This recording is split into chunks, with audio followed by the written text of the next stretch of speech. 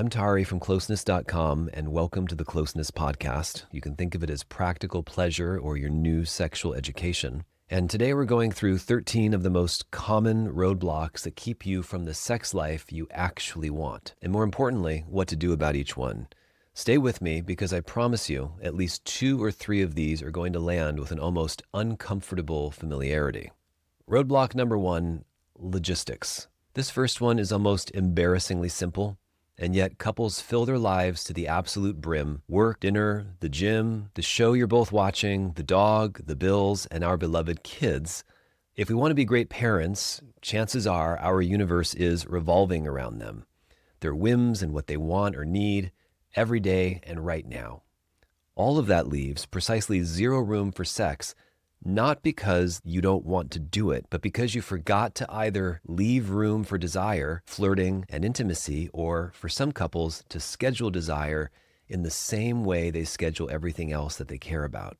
He wants it at 10 p.m., she's already asleep by 9, she's a morning person, he's perhaps a little listless before coffee. You've built a life together and a routine, and somehow, without either of you deciding to do this, sex got pushed to the space between exhaustion and unconsciousness. The fix here isn't romantic, it's architectural. You rearrange the logistics, you build the window, you protect it the same way you protect a meeting that actually matters to you. Roadblock number 2, hygiene and physical presentation. I'll be blunt, we stop trying and taking care of ourselves for each other once we're married or in a long-term relationship. The version of yourself that showed up in the early days of the relationship, clean and put together, smelling like something your partner wanted to breathe in, where did that person go? I know someone who used to specifically only dress up when she went out with others, her friends, her coworkers, but then with her actual partner, it was always leggings and a crop top, comfy stuff to wear around the house because why should I have to dress up? I'm not talking about perfection. I'm talking about basic effort, the kind that communicates I still care about being desirable to you and looking desirable to you. Women are not the only ones guilty of this, and in fact, men, to me, are even more so. The amount of men who don't care about their appearance or put any effort whatsoever into their hygiene is astounding. Brush your teeth before bed, get a great haircut, trim your beard, grow some stubble, gain or lose some weight, tuck in your shirt once in a while, try on something that you might not normally wear, replace your underwear, wear something that makes you feel attractive. All of this matters. It's not superficial.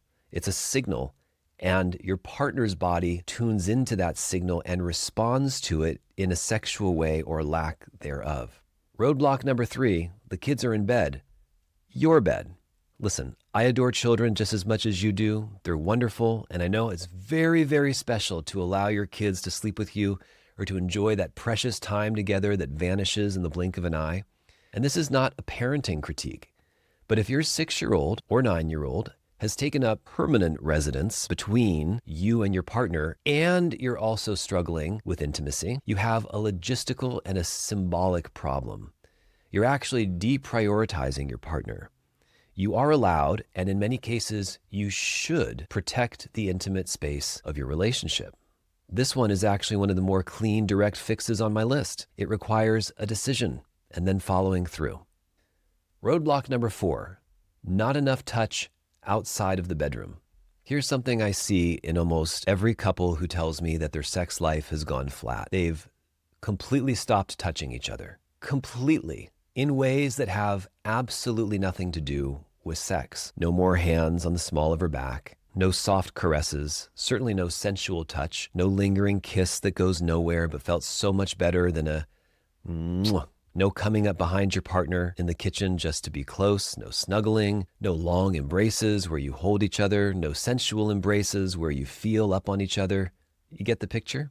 What happens is touch becomes transactional. Especially to women, it only means I want sex. And so finally, when one partner reaches out, which is usually the man, she tenses up because she feels underneath that there's an ask.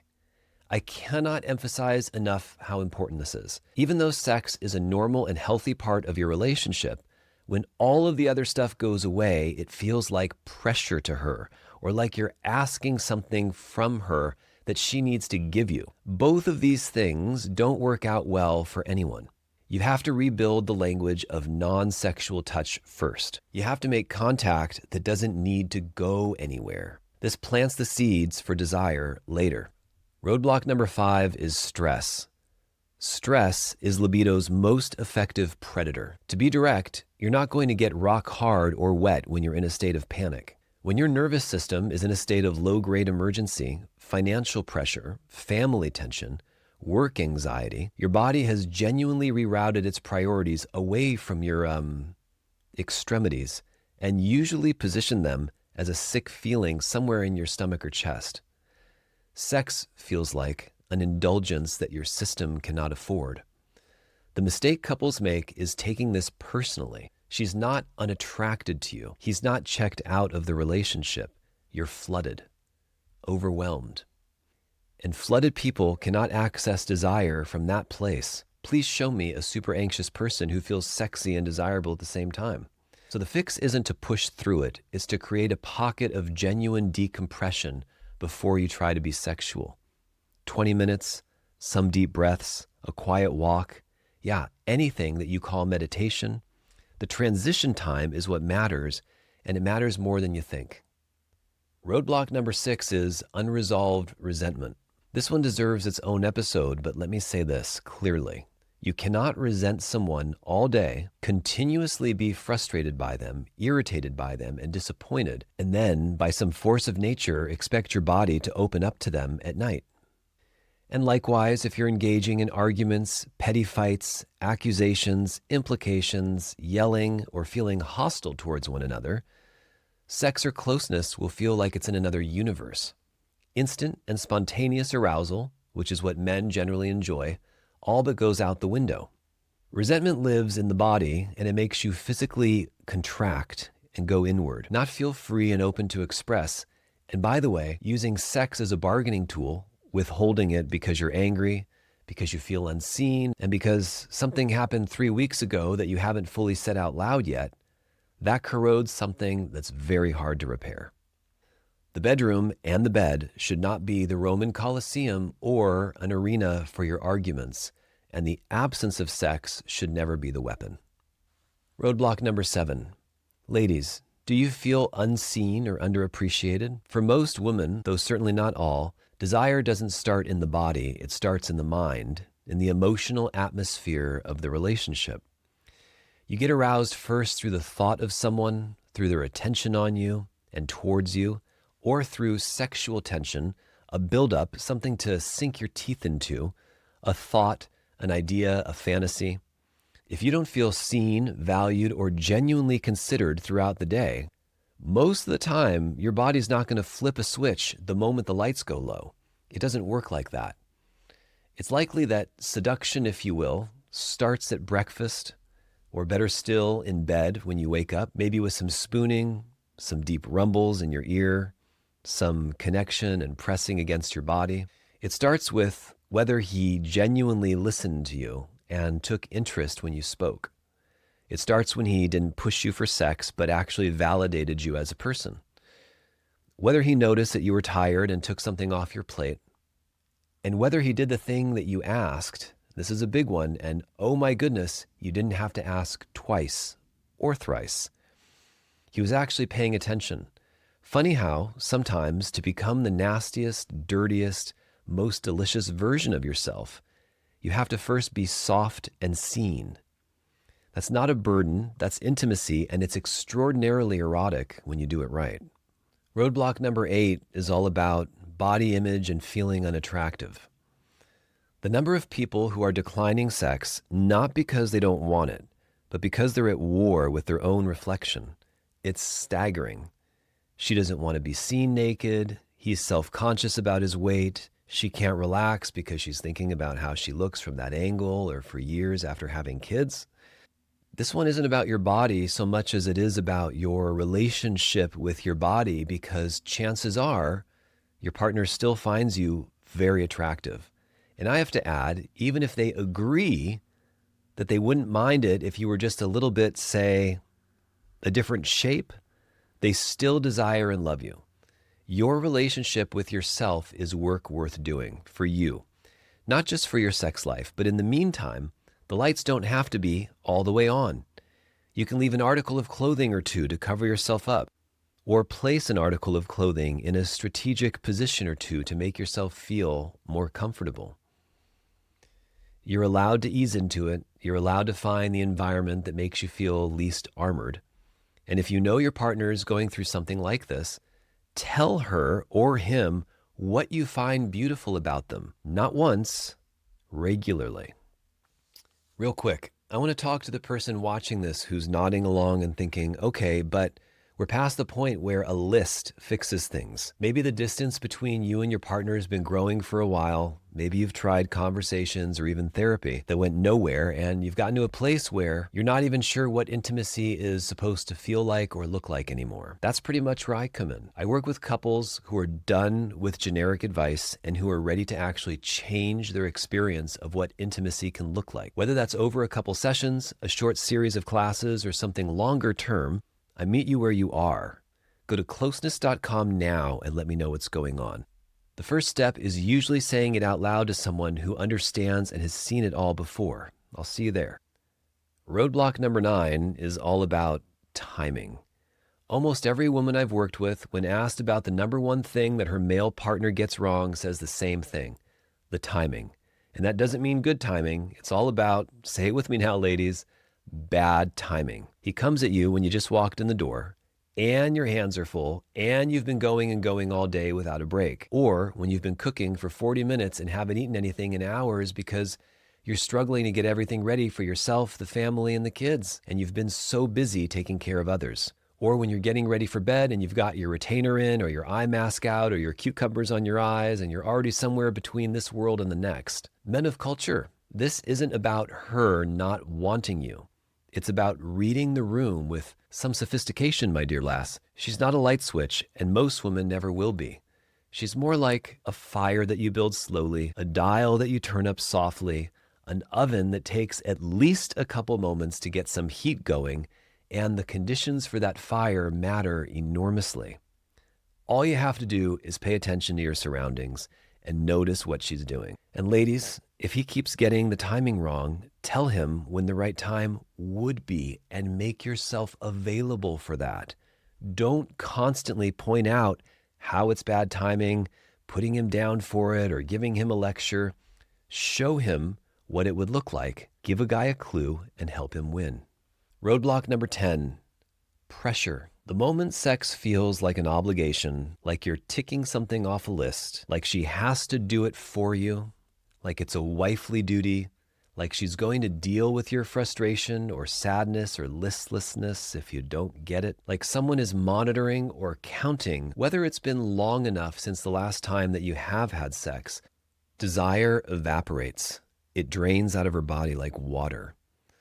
Desire requires a certain freedom. It needs to feel like a choice, not a debt, or something that she or he owes you. And I want to be careful here because this goes both ways. There's a version of, I feel pressured, that's legitimate and needs to be respected immediately. But there's also a version of, I feel pressured, that has become a bit of a habitual way for especially women to avoid something that you actually do want, but only the person saying that you feel pressured, which is you're the only one who can reflect and say, gosh, am I really using this as an excuse? Is it a knee-jerk response for one of the other roadblocks above? If you love your partner and you're attracted to them, if you genuinely want to be having great sex or intimacy or share some kind of closeness, well, friends, sometimes you have to get out of your own way, not because you owe anyone your body, but because you know yourself well enough to know that once you're in it, you might be glad to have taken that journey. Or not. It's for you to decide, but it's not compliance, it's courage. Roadblock number 11, failing to put yourself in your partner's shoes. Let me give you something to sit with. Imagine you're watching a couple who's a version of you and your partner. One person who represents you wants to tantalize and seduce their partner using every move, every approach, and every technique that you actually use in real time on your woman or partner right now. If you're watching this, do you think they'd want it? Would she want it? Would she find it electrifying or exciting or even enticing? Would she find it thoughtful or interesting? If it comes across like you're consoling a loved one at a funeral with how cautious and careful you're being, what is that energy? Would it build anticipation or would it feel rushed and hurried, like you're trying to get it over with? Are you shooting right for the destination with no care for the journey? Most people, when they really sit with that question, get quiet. It's a certain kind of quiet that has the potential to spark growth because most of us are either on autopilot doing the same routine we've done for years, or we're doing what we think feels good to us or what we think we'd like to have done to us, not necessarily what would feel extraordinary to our partner and what they want. Those two things are often startlingly different. A word of encouragement. Take some time to get to know your partner, even if you think you've already known them for 20 years. Roadblock number 12, let's talk about not talking about it. Sex and or sexual intimacy is one of the most important things in a relationship and also one of the least discussed. In fact, it could be decades and couples still don't know basic intimate details about each other. It's not so much that you need to talk about it in a clinical way. Nobody wants a PowerPoint presentation about their preferences, and most of us hate clinical language or the verbal naming of body parts. But there's an enormous amount of power in being able to say to your partner, this is what I love. This is how I want to be touched. This is how I love to be treated or ravished or spoken to. This is what I want more of, and this is what doesn't work for me. That kind of conversation, when you have it outside the bedroom and not immediately leading up to, during, or immediately after sex, and not as a critique, but as an act of intimacy, that changes everything about what happens inside. Don't let your whole life pass you by and never speak about what you want. You're the only one who can ask for it. And finally, roadblock number 13. The absence of anticipation is holding your relationship back. This might be the most underestimated and underrated force in a long-term relationship's sexual dynamic. Anticipation is not foreplay, it's pre-foreplay. It's the text you send at 2 p.m. letting her know how delicious her thighs looked in that outfit before she left. It's that look across the dinner table that says something's coming later. A wink, a lingering glance, a moment of silence, the suggestive energy that lands in the morning and starts to unfold all day long. This is especially fun for women to enjoy when sex is purely spontaneous, when it only happens in the moment with no buildup, no warmth, no gradual escalation. It loses voltage over time for women. It loses the intensity. But the tension, build the tension deliberately. And if you don't know what that is, come over to Closeness.com and have a nice talk with me about it. Tease it out of her, draw it out of her, play with it, let it be erotically uncomfortable for a moment. I think men are afraid to make their female partners uncomfortable in a sexual sense when there is desire and eroticism because they think it's a bad thing, when in fact it's a magical spark. You want to make your partner think about you before you're in the room trying to get something from her. It's one of the most sophisticated things you can do for your sex life, and it costs you nothing except a little intention and a tiny bit of effort. 13 roadblocks, 13 things that are genuinely, practically fixable if you're willing to look at them honestly and bring your partner into the conversation. These can change everything. None of this is about having a perfect relationship. It's about having a real one with heat and passion and with intention and with the kind of closeness that doesn't just happen, it's created, built, and it's maintained. If something here hit close to home, I'd love to hear about it. Drop me a line in the comments, tell me which one you're working on, and if you got value out of this series, you're welcome to tip me in proportion to the value that you received by sending a Venmo to @Closeness or the Closeness username. If you see me doing a handstand on the shoulders of a woman in full splits, you're in the right place. Finally, if you know someone who needs this conversation, send it to them, as we all know there's someone out there who needs it. Sometimes the most loving thing you can do is say, I think that we should watch this together. I'm Tari. This is Closeness. You can find me at closeness.com and all other platforms, including everywhere podcasts can be found. Thanks for watching, and I'll catch you in the next one.